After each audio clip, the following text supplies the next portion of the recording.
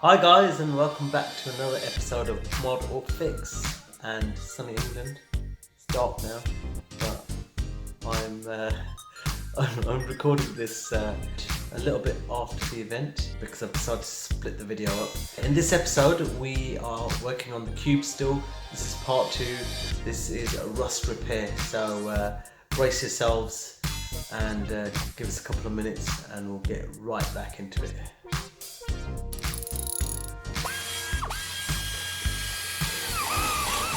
Looking at the vehicle then for the rusty bits, there's quite a rusty scab there, one there, that's actually probably gone through. Not structural, that's just a tab for the bumper, and where I tried to undo the nut which snapped on me, it twisted. So I'll treat all of this. Don't know if I'm going to be doing any welding on it, but I'll treat it all so it doesn't get any worse. So that's that bit. That bit's not too bad. Same on this side. I wonder why it rusts there in particular, but oh well, whatever. And then under here it's a bit crusty, so look at all this. So crusty. All of this looks like surface stuff anyway, so I'll just treat all of that. These are the mounts to which the plastic trims attach. So I'll buzz all this down and see what's underneath. Okay, so decided to remove the rear crash bar, which is this baby here, and it's 3 bolts either side, and that bolts up to those 3 holes and those 3 holes. And as you can see with that one, because it's nice and rusted, that just snapped clean, and so did this one. So I guess I'll be showing you how to drill and tap. I'm going to take a wire brush to all of this stuff on an angle grinder and see how bad it is, and then decide what to do next. Okay guys, it's time for action. I hope you like my mask. And the reason I'm wearing that mask is because we've got this really tough wire brush on the angle grinder, and I'm going to start blasting all this stuff off and see what's left after. It's pretty bad, to be honest. You got a hole there, but this is all quite solid still. And then this one is the worst bit. So this is pretty much a massive hole now. And these bits are solid here. But this is the underseal on the other side. So I don't know if you can see there, but it's all undersealed. And so it doesn't really make sense. I don't know if it was undersealed a bit too late, and as a result everything's rotted through, or if there's water retention somewhere in here. I'm going to have to go in there as well. I don't know if I'm going to be able to. I don't know what I'm going to do in there, but I'll treat it somehow. This part here is a hole, so I might have to do some welding there. Let's see. All of this bit's pretty solid. It's just surface stuff. I'll give that a coat of rust converter and then put some on top of it. All this bit's okay as well. And then we get to this bit, and there's a big gaping hole there as well. So I think some welding's in order on both of these sides, here and here. But first I'm going to go under the car and see what's behind here as well. Okay guys, it doesn't look too bad under here. It has been undersealed, and this lip here looks okay. So I'm just going to pull away some of that underseal and see what's going on under there, because I'm going to have to weld to it anyway. And then this side doesn't look too bad either. There's a bit of surface corrosion. There's that big hole that we know about. There's this hole here which we know about, and that snapped bolt is in that hole. And then this chassis leg looks okay. I did put some rust converter on there a little while ago because I took the exhaust off, because that decided to drop off at some point. And the flange was rust welded to the midsection flange, so I've removed that with the help of one of my lovely friends who actually put an angle grinding thin blade through it and cut the old studs out. So once I've treated all of this, I'll be putting a nice new silencer in, which you've probably seen, but I'll do a video on that anyway. So what to do next? I think we will do a bit of grinding here, and a bit of investigation, and then I think it's going to be cutting time. So it seems that from the back things are okay. Most of it's just surface rust. The big holes that we can see from the front are the biggest concern. I just have to cut all that out and remake it. And then the rest of it isn't too bad. It looks very orange because of the flash, but in real life it's not too bad. So I'm just going to give all this a coat, just buzz it down a little bit and give it a coat of rust converter, and that's it. I mean, I removed the heat shield, and under there we had a little bit of flakiness which I've buzzed down, and yeah, rust converter.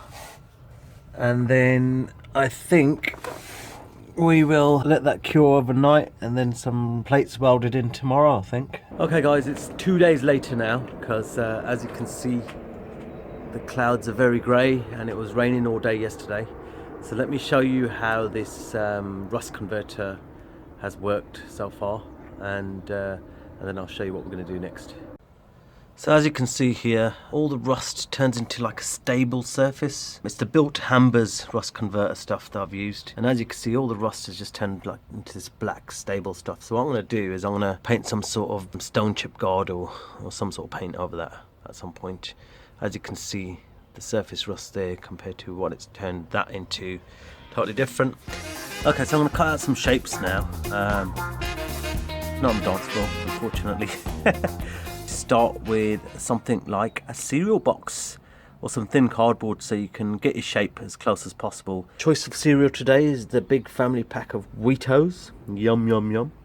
And let's just draw out a square that will cover that, and then cut it out onto metal. As you can see, the outline of the shape has changed a little bit just to give it extra rigidity, and I've made this lovely bit of cardboard here which will fit like that and strengthen that up a little bit. I hope. Let's cut that out of metal now. I've cleaned that all up around the edges where it's going to be welded, and then I've made this lovely metal piece now that will go like so, and then just got to weld around that. So let's disconnect the battery. Always disconnect the battery before you start welding, otherwise it will cause you a world of pain. And then a few spots on here and maybe a few little lines, and then that's that bit done. This steel is actually quite a thick gauge, so it's quite good stuff. I don't know if it'll focus. Yeah, so it's about 1.2 mil, I think, or something like that. It must get worse before it gets better, so I've cut out all the rot here that I could possibly get to, and I have made a plate to go over this bit. This is nice thick stuff again, and that will go right there like that. So that's that one, and then here is where this hook went, and I got a bit trigger happy and I buzzed out all of the lines that I made. So luckily I haven't ground this crappy bit off here, so it still fits in the hole where it should, and I've marked out the center as you can see. So on the new piece I'm going to overlap, if I can find it. Where is it? Here. So on the new piece here, again, nice thick gauge stuff, and all this is pretty healthy metal now. As you can see, this is a little bit pitted, but it's not as bad. So now with this new thick gauge stuff, I'm going to weld it on like that, and then follow that center line down. I'm going to buzz that bracket off there and weld it back on here once all this is sorted. So that's where we're up to now. Oh, something I forgot to mention, and you might have seen, is weld through primer. So this is zinc coated, whatever you want to call it, weld through primer. It's good stuff. It's the built Hambers stuff, and as you can see, I've already coated the plate that I'm going to put on there. We'll do the inside and then weld it and then spray it on the outside. But I'm using this stuff here, Etch Weld, Built Hambers. Built Hambers is a very good brand and works very well. So that's what I'm using there. And before anyone starts slagging me for not using any primer, I am using it. Okay guys, just a little tip. So if you've got a hole to weld up on the opposite side of something else, then top tip is to use the bit that you created for that side, flip it and try it on this side, and then see what the delta is, and I bet you it's not that much. So what I want to do on this side actually is bury that bit there, obviously. So I'll come up to here, I guess, and then I want to follow this contour here, this line, so I can actually weld to here, because that's a nice little ridge there, so that'll be good. So what I'll do is I'll use this bit here, put some masking tape over it to extend the bits that I want, and then draw that out onto cardboard, cut it out and transfer it to steel. Sweet. So the last piece has been made. It's a bit dark now, so apologies about the lighting. I've got a sight light here trying to use to show you guys, but that's the last piece. I'm just going to prep everything up now and zinc prime everything and get it ready for welding tomorrow, hopefully. This was the rusty bracket on that rusty piece of metal that I took off, and it's cleaned up okay. So I'm going to put some rust converter on this and leave it overnight, and then put some zinc primer on it and then weld it back in place. So it's the next day now. Okay, everything's primed and dry now. Tools check, welder check, plates are primed and ready. Let's get to welding. Okay, so I've clamped this plate in place and we can start welding now. Just want to say before I start, I'm no expert at welding, so if it comes out crap, do excuse me. First bit done. I know it looks like rat shit and it's not the greatest, but I've only welded once before on the 200SX, and that took some getting used to. When you're on the floor, the wind's bloody blowing all your gas away. It is quite difficult to get your settings right, but I think I'm getting there slowly. At the end of the day, it's nothing an angle grinder can't sort out, so let's move on to the next bit. And just like that, Frankenstein's monster was born. As I said, my welding's not that great, but it's all back together and it's strong. So I think I'll buzz it down a little bit, get some seam sealer over it, and we're good. Okay, this bracket's back on now as well.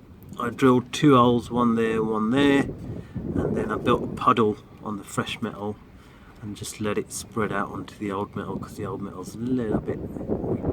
But look how solid that is now. Yes, that's done pretty much. One big bugger that I've done though is I forgot to drill out this hole before I put the plate on both sides. So now it's going to be either use the crash bar as a template and try and drill that hole out and then try and drill out the stud from under it, or leave that one out. I know the internet's going to be screaming right now because I've left out. So let's see how solid it is first and go from there. But this is rock now, rock solid, no more flexibility in this. Look at that, beautiful. Okay, just give you a look at this from behind. It's alright, we've got quite a bit of penetration on the weld, so it's not too bad. Seam sealer will fill all those gaps, and then I'll put some underseal over it. And the same for this here, and that there. It's bloody freezing today, but yeah, I'll get some seam sealer, seal it all up, and then prime it. Got a bit happy, and I thought I'd give the rest of the underbody a coat of this stuff whilst it's still daylight, and I'll show you how that turned out. I'll have to give it another coat, but it's come out pretty good. I'll show you. There we go. It's a sea of darkness. Massive improvement on what it looked like before. Gotta give it another coat yet, but yeah, look, it's looking good. All of that. Give it nice protection as well with the wax oil, that will. So I'm pretty happy with that right now. It's good. Yay! Because I was a bit worried about fitting this crash bar back on, because I wasn't sure if that missing bolt there was going to have a big impact or not. Just to give you a bit of reassurance, I've just put one bolt in there, and same the other side. The bottom one's not even in yet, and look how solid this is. I mean, the old car's moving. To move that, so for the effort it's going to take to try and grind that out and blah blah blah, I'm going to have to drill through that plate, try and grind out the original rotten bolt. It's too much time to invest, I think, so I'm just going to clean all this up nice, seam seal, underseal, and put it all back together, I think. Another thing to note on these is this beautiful number plate bracket here. when they get old, they tend to seize up, and then this bit seizes into there and snaps it, and same on this side. So as you can see here, that bit of metal snapped. Now these two bits here are still holding the number plate in quite firmly, so it's not too bad. So I think I'll grease all that up and make sure it doesn't seize up in those bits. But worst case scenario, if all of that snapped, what I'd probably do is get some cupboard hinges or something about that size and just weld them from there to there, and then that should be good for years to come, and grease it all up. Okay, as you can see, it's all sealed up now. Not the neatest of jobs, but I'm going to underseal over all of this anyway to weatherproof it. So as long as the bolts are fully covered and there's no little pinholes or anything like that, that's the main aim of the game, and that's done. And as you can see, it's bloody chucking it down now and it's freezing, so call it quits for a bit, let the weather calm down. It's all the seam sealing done, all the new bits where it's been welded have been seam sealed, and I've done a little bit extra in the crevices and stuff. And then on this side, same thing again, all done. Not the tidiest of jobs once again, but it is freezing cold and you just have to grab the moment when you can and just do it. So I think I'll get rid of those streaky bits, but underseal time now, I think. Okay, the first coat of underseal is on. I've given the underneath another coat, and the reverse side of this, its first coat. So I'll give it another coat in about 2 hours and then show you what it looks like. The crash bar's also got a load of rust on it, so I think I'll buzz that down and give it some rust converter and then maybe some hammerite. It's interesting how cancer spreads, isn't it? All of this is inherent rust from the car. The rest of it's all pretty light. Let's come out and treat. Just a little tip. I was using this brass style wire brush, and it's okay for gentler jobs, I think. I switched over to a steel one, and my gosh, the difference. I mean, it's a lot more aggressive. So if you want to get rid of the stuff quick, or it's a little bit deeper, then use one of these as opposed to these. But if you want to do something gentle, then use one of them. Okay, looking good now. So I think I'm going to hit it with some rust converter. Okay, that's been hit with 2 coats of rust killer now. It's looking good. Let's give it a coat of paint tomorrow. So I have to give this 24 hours to cure. And then we're good. I'll stick it back on the next job. I'm going to try and drill out these snap studs on either side. Wish me luck. So I don't know if you can see that, but I've drilled a pilot hole, and I'm going to make it bigger and bigger until the stud comes out. And there's the money shot. Just cleaning up the threads now using a tap, and once that's good, then we can put some new hardware in, I guess. So that's pretty much nice and clean now. I shall stick the new bolt on and make sure that works okay. So the crash bar has been renewed now. I've given it a coat of hammerite silver, and it looks pretty good. Crash bar is all brand new and put back on again. Looking good. Bumper on now. Before I put the bumper on though, these 2 wires here, I'll plug on these so I can disconnect it if I need to take the bumper off again.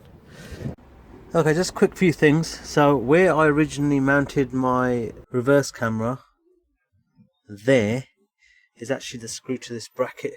This bracket holds your number plate light in, and those screws go into that, so don't unscrew them all the way, otherwise you might get in a bit of trouble. And then the reason that light wouldn't come out, because the number plate light also loops into that loom.